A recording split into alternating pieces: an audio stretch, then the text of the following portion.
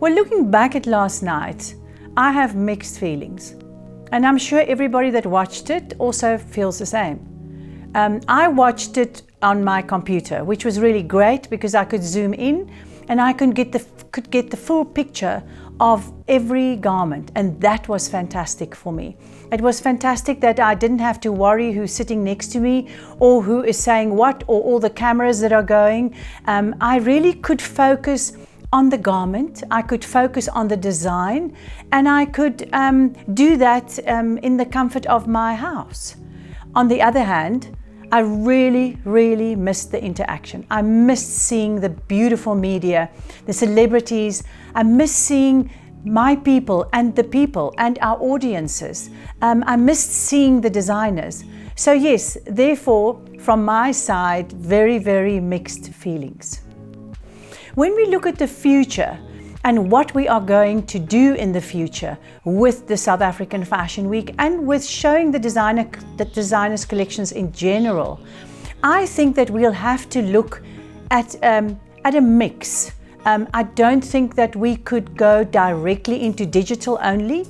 I think that we need to look at smaller audiences maybe, more selected, more targeted audiences, the audiences that really bring value to the collections of the designers.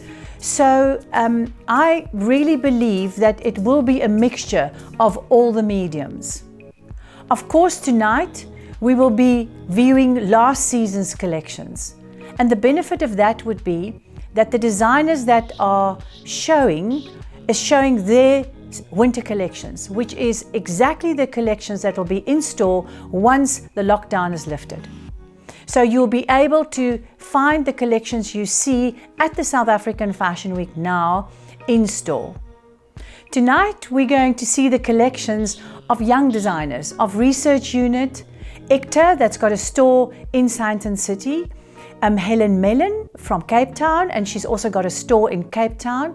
This will be followed at 8:30 by Mantsho, Rubicon, a designer that has been with us for many years. She hasn't showed for one season, but she's making a big comeback. And then our last show is the BAM Collective, and of course you'll all remember that Jacques was part of the New Talent finalist. We have Cindy Mefabe, which won the New Talent. So we're really looking forward to an amazing run-up tonight. We are also showing the footage of the 21 years of fashion in between, as well as the history of the South African Fashion Week on our website.